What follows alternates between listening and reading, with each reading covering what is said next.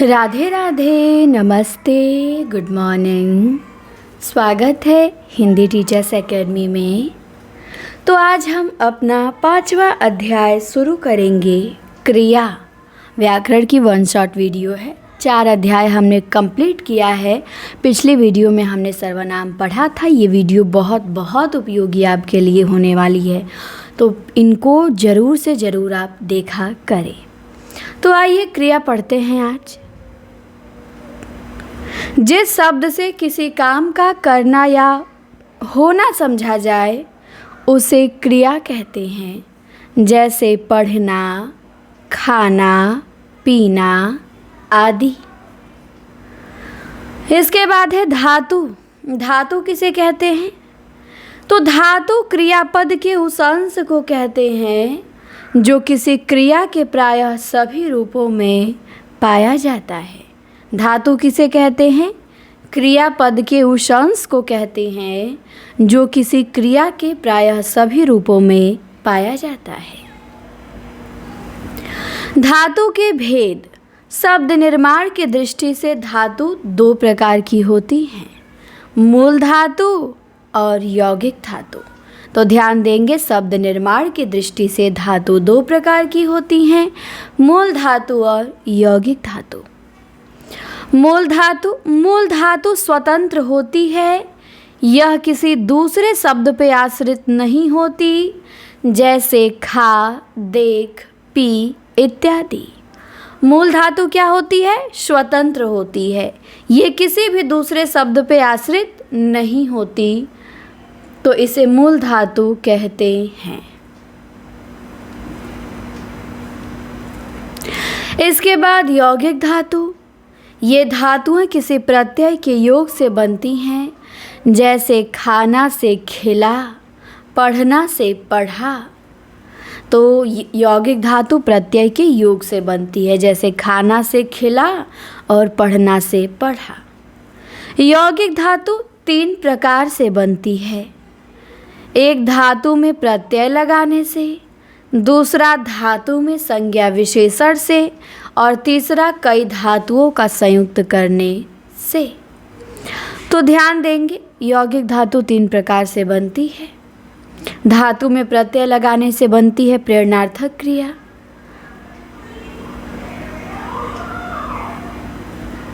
संज्ञा या विशेषण से बनती है नाम धातु, और कई धातुओं को संयुक्त करने से बनती है यौगिक क्रिया। इसके बाद है प्रेरणार्थक क्रिया। तो जिन क्रियाओं से इस बात का बोध हो कि कर्ता स्वयं न काम करके किसी दूसरे को कार्य करने के लिए प्रेरित करता है, वो प्रेरणार्थक क्रियाएं कहलाती हैं, जैसे काटना से कटवाना और करना से कराना। फिर है यौगिक क्रिया।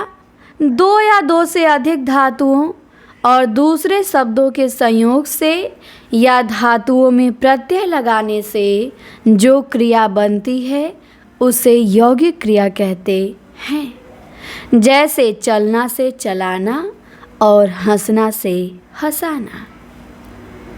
इसके बाद नाम धातु देख लीजिए। जो धातु संज्ञा या विशेषण से बनती है उसे नाम धातु कहते हैं। नाम धातु किसे कहते हैं? तो जो धातु संज्ञा या विशेषण से बनती है उसे नाम धातु कहते हैं, जैसे हाथ से हथियाना, बात से बतियाना और गरम से गरमाना। रचना की दृष्टि से क्रिया के भेद देख लीजिए। रचना की दृष्टि से क्रिया के 2 भेद हैं, अकर्मक क्रिया और सकर्मक क्रिया। तो सबसे पहले अकर्मक क्रिया को देखते हैं। जिन क्रियाओं का व्यापार और फल कर्ता पे हो वे अकर्मक क्रियाएं कहलाती हैं, जैसे श्याम सोता है। जिसमें कर्म की प्रधानता न हो, कर्ता पे प्रभाव पड़े, वो अकर्मक क्रिया होती है। और सकर्मक क्रिया उसे कहते हैं जिसका कर्म हो या जिसके साथ कर्म की संभावना हो, जैसे श्याम आम खाता है। श्याम क्या खाता है? आम खाता है। इसके बाद आगे आ जाइए। क्रिया के अन्य भेद दिया है सहायक क्रिया, नाम बोधक क्रिया, द्विकर्मक क्रिया, पूर्वकालिक क्रिया, क्रियार्थक संज्ञा और संयुक्त क्रिया। सबसे पहले देखेंगे सहायक क्रिया। सहायक क्रिया मुख्य क्रिया के साथ प्रयुक्त होकर अर्थ को स्पष्ट एवं पूर्ण करने में सहायता करती है।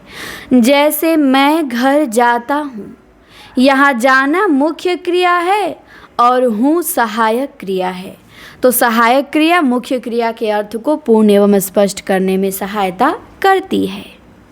फिर है नाम बोधक क्रिया।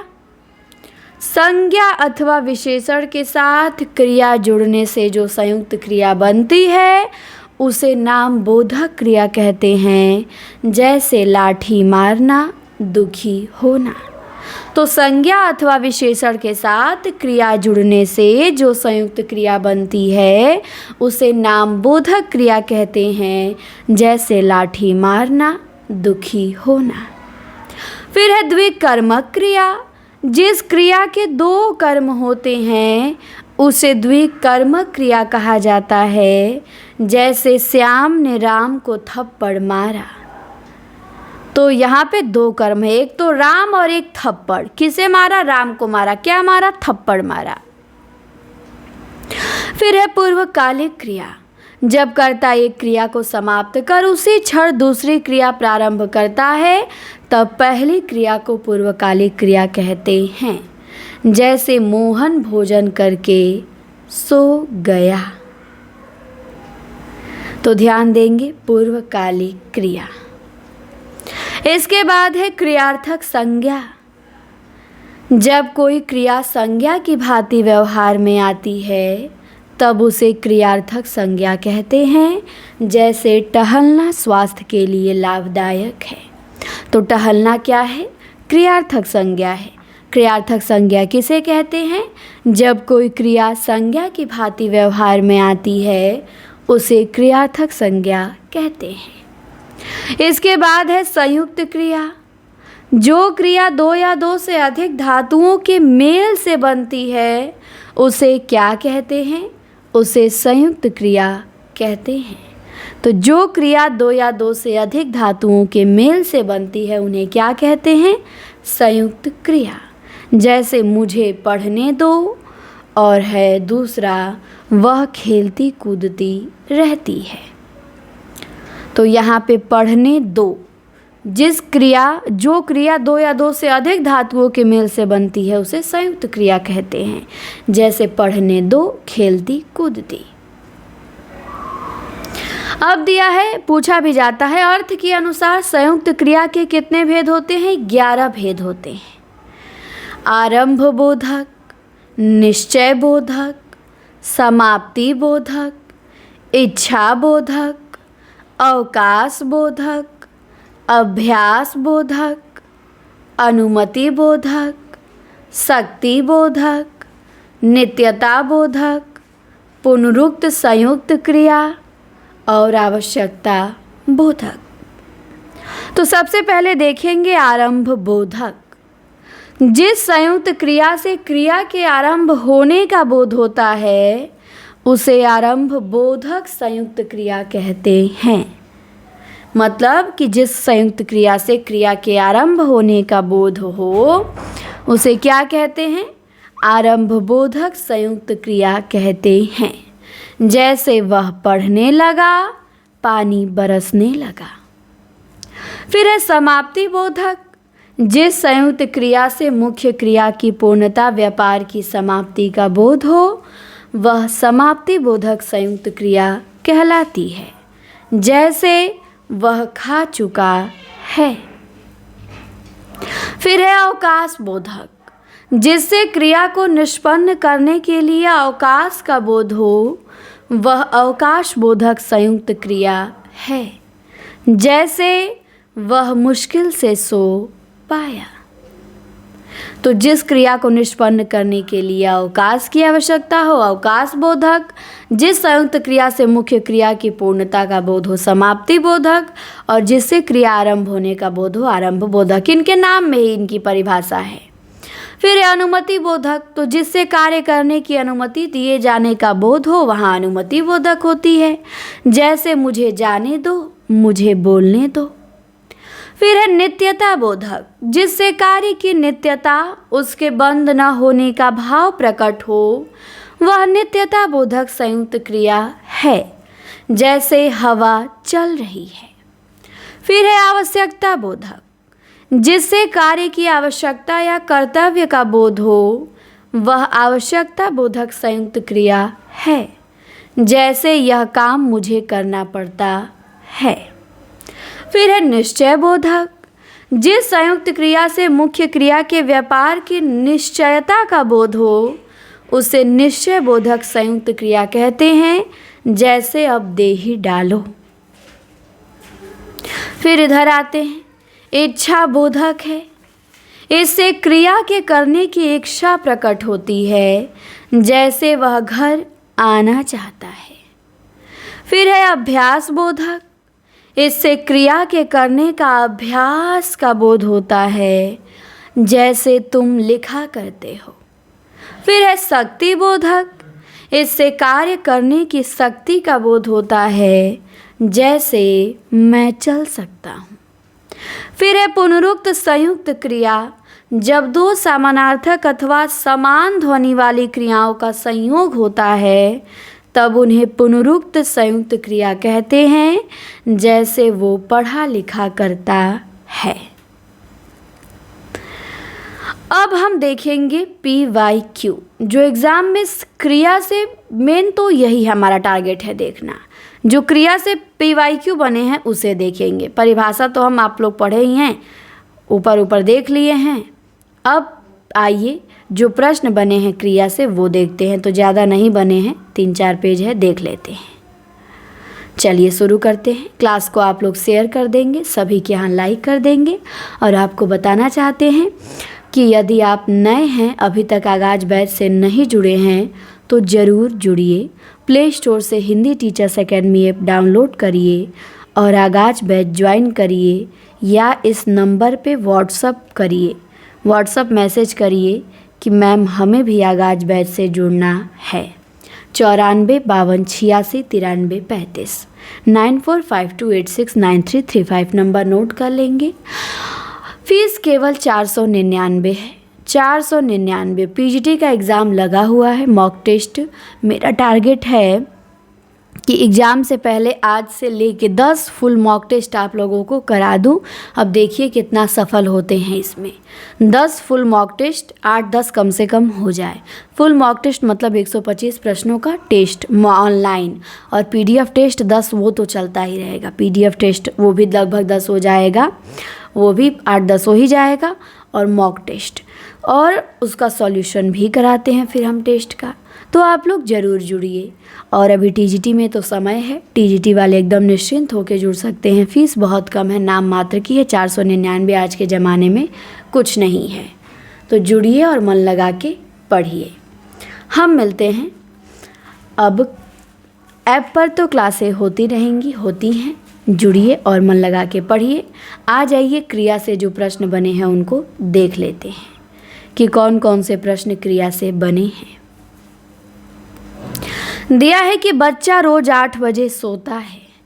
वाक्य में क्रिया शब्द का चयन करिए। तो सोता क्या है? सोता शब्द क्रिया है। फिर है मुख्य क्रिया के अर्थ को स्पष्ट करने वाली क्रिया क्या कहलाती है? तो मुख्य क्रिया के अर्थ को स्पष्ट करने वाली क्रिया सहायक क्रिया कहलाती है। फिर है जिन शब्दों से काम का करना या होना पाया जाए उन्हें क्या कहते हैं? क्रिया कहते हैं। सोहन गांव का मकान देख रहा है। इस वाक्य में क्रिया शब्द क्या है? देख रहा है। रचना की दृष्टि से क्रिया के कितने भेद होते हैं? 2 भेद होते हैं। मुख्य क्रिया के अर्थ को स्पष्ट करने वाली क्रिया को क्या कहते हैं? सहायक क्रिया कहते हैं।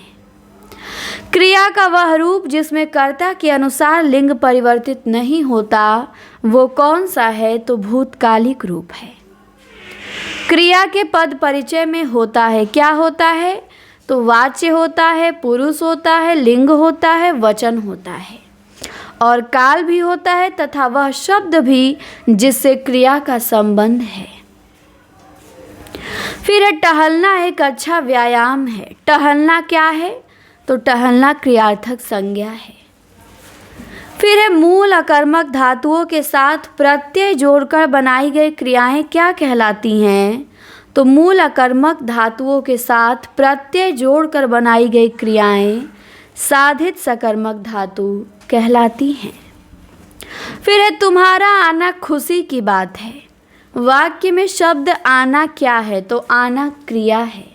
तुम्हारा आना खुशी की बात है, आना क्या है? क्रिया है। चराना में मूल क्रिया क्या है? धातु क्या है? चर है। चराना क्रिया में मूल धातु क्या है? चर है। फिर है जो शब्द किसी कार्य के करने अथवा होने का बोध कराते हैं वे क्या कहलाते हैं? तो वे क्रिया कहलाते हैं। निश्चयार्थ वृत्ति का प्रयोग हुआ है किसमें? बच्चे ने पुस्तक पढ़ ली है। वाक्य में क्रिया की संभावनार्थ वृत्ति का प्रयोग किसमें हुआ है? तो इसमें हुआ है कि लगता है इस बार अच्छी बरसात होगी। आवृत्ति मूलक पक्ष से संबंधित वाक्य क्या है? वह स्कूल जाता है। सबल बनाना होगा, ये क्या है? क्रिया है। फिर है सकर्मक क्रिया का उदाहरण है तो रमेश ने खिलौने खरीदे। फिर है कि श्याम अपना पाठ बाएं हाथ से लिखता है। वाक्य में कौन सी क्रिया सकर्मक क्रिया है? फिर है वाक्य में क्रिया सकर्मक रूप में प्रयोग हुई है किसमें? तो माँ बच्चे को सुलाती है, सकर्मक क्रिया है।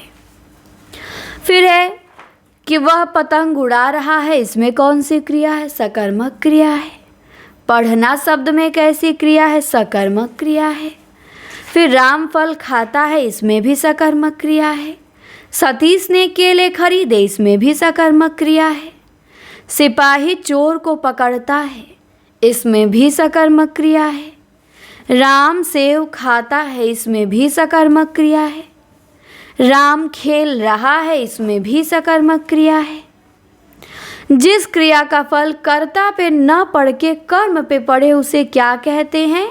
सकर्मक क्रिया कहते हैं। मोहन किताब पढ़ता है, इस वाक्य में कौन सी क्रिया है? सकर्मक क्रिया है। मोहन क्या पढ़ता है? किताब पढ़ता है। मोहन बाजार पहुंच गया, इस वाक्य में कौन सी क्रिया है? सकर्मक क्रिया है। सीता गाना गा रही है, इस वाक्य में भी सकर्मक क्रिया है। बालिका निबंध लिख रही है, इसमें भी सकर्मक क्रिया है। श्याम बाजार, सकर्मक क्रिया में क्वेश्चन करेंगे तो आंसर मिलेगा। जैसे श्याम कहाँ जा रहा है? बाजार जा रहा है।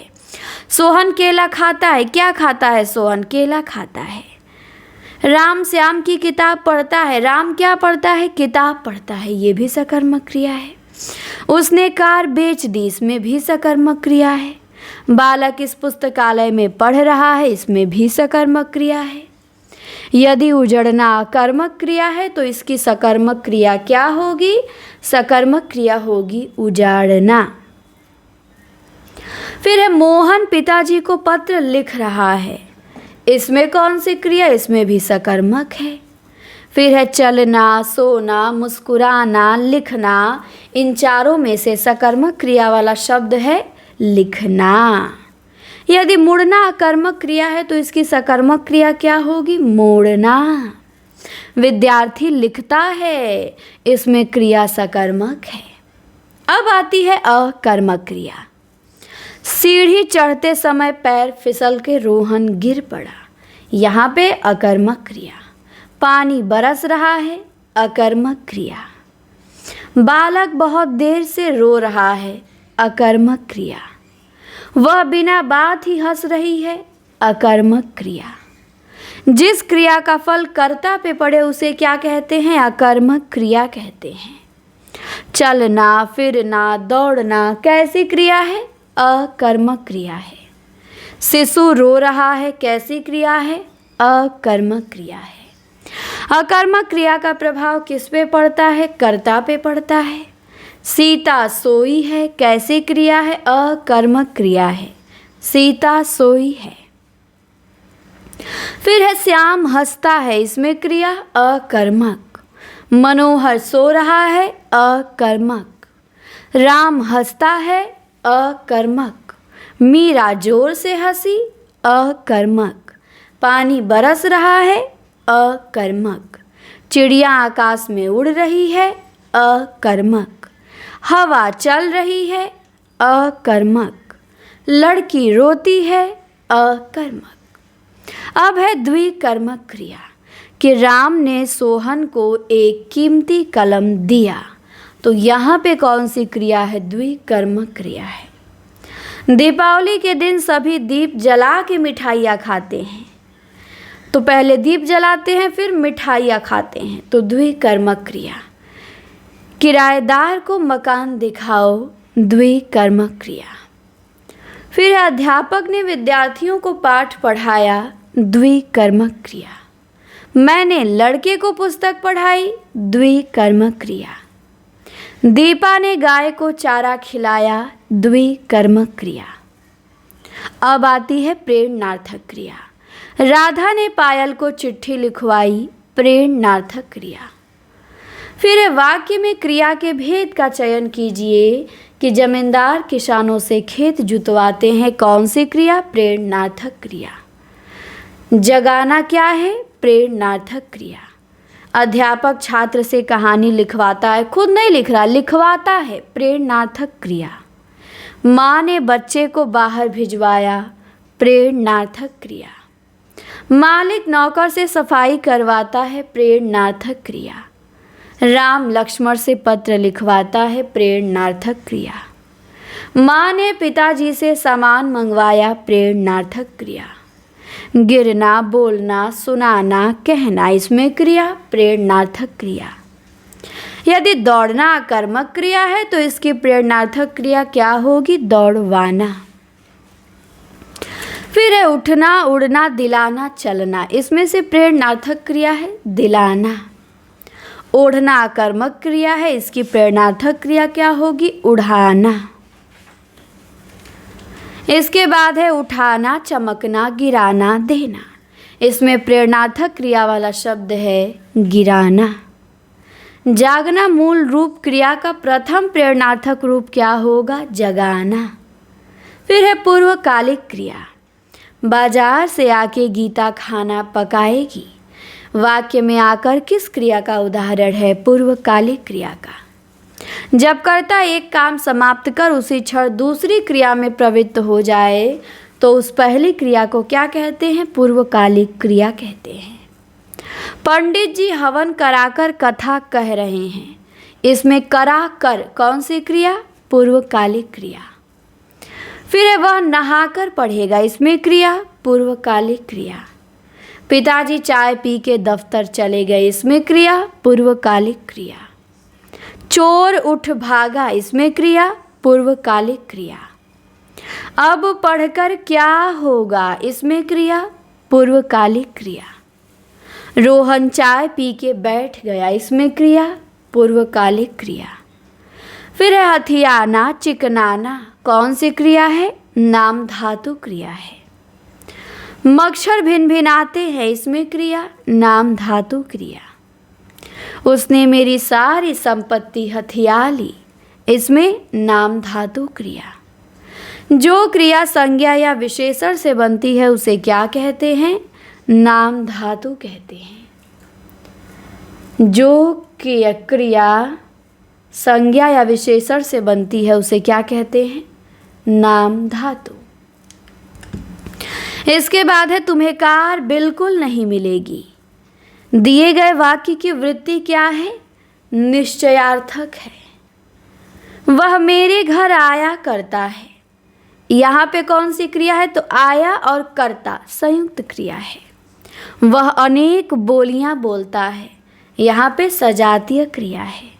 क्रिया के मूल रूप को क्या कहते हैं? धातु कहते हैं। चूड़ी अच्छी थी, इसमें थी के क्रिया क्या है? योजक क्रिया है। भारत कहाँ से कहाँ आ गया? तो आ गया में कौन सी क्रिया? संयुक्त क्रिया। पढ़ रहा था में क्रिया संयुक्त क्रिया।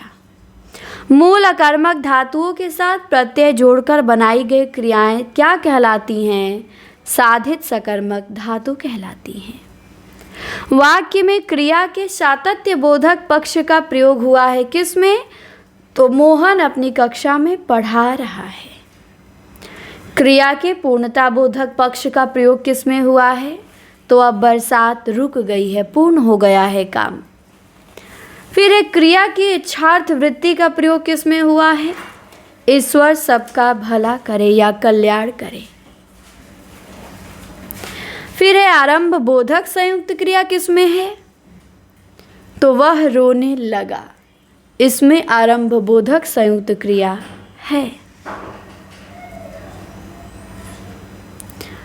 इस प्रकार हमने क्रिया के सभी प्रीवियस ईयर के क्वेश्चन देख लिए। अब आता है विशेषण। अब अगली वीडियो में हम क्या देखेंगे? विशेषण देखेंगे। तो ये क्लास कैसी लगी कमेंट में बताएंगे। चैनल पे नए हो तो सब्सक्राइब ज़रूर करें। वीडियो अच्छी लगी तो कमेंट भी करें। हम मिलते हैं आपसे अगली वीडियो में। और प्ले स्टोर से Hindi teachers academy app download करके आगाज बैच भी ज्वाइन कर सकते हैं, या इस नंबर पे व्हाट्सअप कर सकते हैं कि मैम हमें भी आपके ऐप से जुड़ना है। फिर आप ग्रुप में भी ऐड हो जाएंगे, व्हाट्सअप ग्रुप में भी, जहाँ 500 के करीब लोग जुड़े हैं, वहाँ आप भी ऐड हो जाएंगे। आप भी डेली टाइम टेबल से पढ़ाई करेंगे। क्लासें प्राइवेट पब्लिक सब क्लासें भी आपको मिलेंगी, टेस्ट भी मिलेगा। तो ज़रूर जुड़ें, व्हाट्सअप करें और हम मिलते हैं आपसे जल्दी अगले वीडियो में। धन्यवाद।